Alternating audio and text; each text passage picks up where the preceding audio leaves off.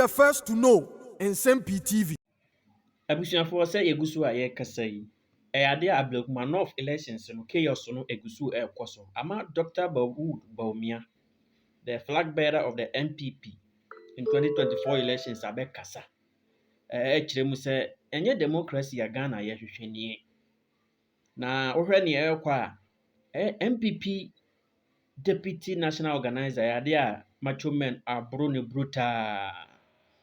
NPP parliamentary candidate Akuya Free ɔno nso yɛaboro ne paa yɛabo ne yie ɛnyɛ asɛm ketewa. Former fishery minister ɛyɛ Hawa Kumsi ɔno nso yɛaboro no. Journalists mmienu kyerɛ sɛ yɛassault wɔn. Abusuafoɔ nsɛm no ani yɛ nyan. Ɛna Dr. Mahmoud Bawumia say this is not a democracy we want. Policemen na wɔn wɔ hɔ. Ade nti na wɔn protecting nkurɔfoɔ from being assaulted. Na wɔn gyina hɔ hwɛ. Wa condemn the situation. I call on the IGP to act with immediate effect. Reports of what has gone on at Ablekuma North this morning are very disturbing. This is not the democracy that we want to see in Ghana. Our supporters are being attacked by thugs in the presence of the police who have been unable to protect them. The candidate, Ay3d3, has been attacked. Our deputy national organizer has been attacked. So many of them, Oko, Asante, many women have been attacked. After every election, we want to see that the democracy is being enhanced. And this is very important for the peace and stability of our country. You recall that the background to this particular by-election is that the police had told the EC that they were unable to provide security to collate three pink sheets, just security to collate three pink sheets. But for some reason, they were able to find security to conduct elections in 19 polling stations. And today, our people are being attacked. The police presence and unable to provide security. We don't want the country and political parties to start to think that they have to provide for their own safety.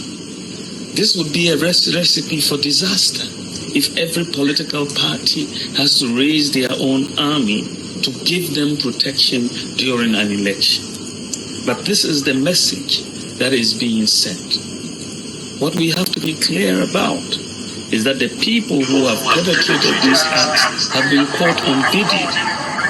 I call on the president to take action, and all the people in charge of this country, the administration, to take action to bring the perpetrators to book.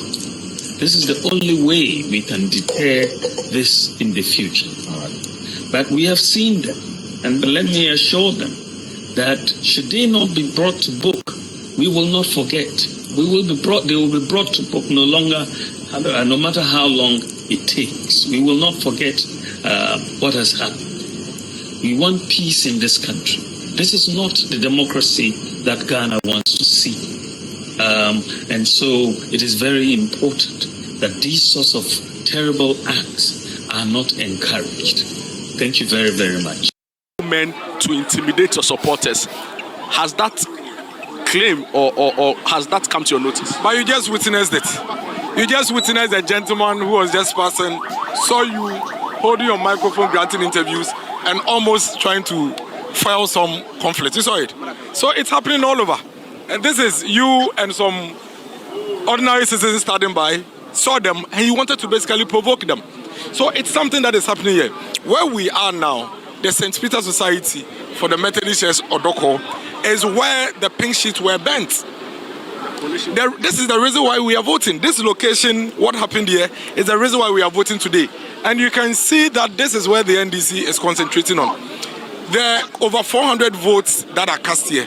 anytime these people turn out, if 400 people vote here, you should be sure about 380 will vote for the NPP. And so clearly it tells you why they are trying to intimidate the people in this polling station. But it's not going to happen. We've already told our people, the police here, they are quite a number, but that shouldn't bother anybody. They are here to basically protect everybody to come and cast their vote. You heard that woman who was coming and returned. What she's saying is that when she got here and saw the police, she felt intimidated. At the moment, we don't have a choice. We have close to 60 police. The police are not even, they don't even look armed. They've been very calm. But they just saw a video of a police commander that slapped the media one.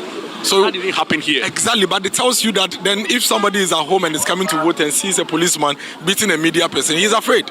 So we are using your medium to encourage everybody to come out and come and vote. The police are here to protect you. Yes, we agree. The numbers are huge. 60 policemen, almost more than the album. 60 policemen, almost more than the album. But that's what we have to saddle with. Even if it's going to take 1,000 policemen to protect people, we are fine. Just come out and vote. Jude, I already told you yesterday that the election here today is not just about Ablekuma North. It's about halting a possible parliamentary dictatorship by one party. If the people of Ablekuma North do not halt this, what is going to happen is that the NDC party and as a government in parliament are going to have an absolute 2/3 majority. And that gives them the confidence to tamper with the 1992 constitution and play ball and chess with it. Marcus, let's stick to the events that happened here. This is part of the event. Has it come to your notice that the register belonging to the New Patriotic Party has been torn by some unknown person? I was there. I was actually standing there. Yes, I was there with Honorable Samuel Oku, Honorable Ekwefriye herself. When the gentleman, the constituency organizer that was actually captured on video, tearing pink sheets, the same gentleman is the one who went to accost the NPP guys and to their album.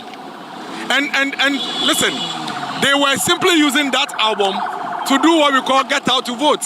They are using the album inside the communities to encourage people to come and vote. He accosted them, took the album and tore them apart. We had to stop our men from also retaliating. Why do we run a system? Have you reported to the police? Yes. What's been the police official response to it? The gentleman is still roaming. He's still roaming. There's not been any official response to it. And so, if these things are not checked immediately. Wow. So, Nana, as I'm speaking to you right now, some men who just got out from a pickup just hit, violently assaulting another man here who I've seen with the NPP camp, but I'm not able to independently verify who he is. But phone now to the leadership of both the NPP and the NDC and get them to get this tax off Ablekuma North so that the processes can proceed. You see that there's a low voter turnout. Yes. It's because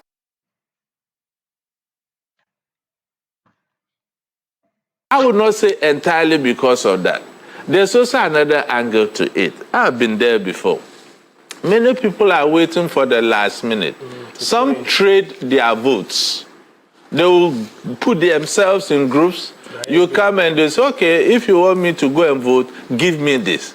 People who have voted early are the people who are looking for the change. I'm telling you. So it's a strategy. The longer you hold out, the fatter your pockets. Exactly, because when you go and vote and they see the ink here, you don't matter anymore. Until next time. Until next. It goes to the heart of the nature of our politicking. Yes. Yeah. The MP comes, the aspirant comes with so many promises. When he or she wins, you don't see him or her until the next elections. And I think these are things we need to address as a country. Thank you, Emmanuel, for that. Austin, let me come to you. I see you have some figures, some percentages, and some numbers. I want us to also talk about the journey so far in Ablekuma North. We talked about how well the NPP has done consistently, shall I say, up until this point. Now, in times past, the margins would be in the thousands, 20,000 plus between the NPP and the NDC. Now it's reduced to a few hundred, if you will. When that pre-collation was done yesterday at the EC's headquarters in Accra, the number or the figure that stood between the NDC and the NPP, 48. What do you make then of that decision that initial decision of the NPP, as communicated by its General Secretary, to boycott the entire process, and what that has meant in terms of them playing catch-up in the last 48 hours or so? I think, Ellen, let me be clear that the intermediate steps that the NPP took to prevent the Electoral Commission from rerunning the election, I think it was a good one. Just that they didn't succeed. By intermediate steps, you mean court action? Going to court to prevent the Electoral Commission from rerunning the election in the 19 polling stations. I think it was a good step in the right direction. But, like Martin said, you see, the thing is that you just don't face your enemy. I mean, I'm just being careful. You just don't face your enemy with all your opponent with all your arsenals. With all your arsenals by your side. In one basket. You get it. Right. So you are going to this rerun with the expectation that you are going to succeed in court. I think it was so misconceived. How do you expect that you succeed in court when you know that there are two outcomes? You either win or lose. And you see, the decision by the court or the judge, I think it was a good one. The Electoral Commission has a responsibility to conduct elections. Right. When you look at the Constitution, Article 45, when you look at Article 45C, they have a responsibility to conduct elections. So preventing the Electoral Commission will in a way affect not only the people in Ablekuma North, but it also affected the Commission's work itself. So the judge had to do a balancing act, had to decide whether you will suffer, you start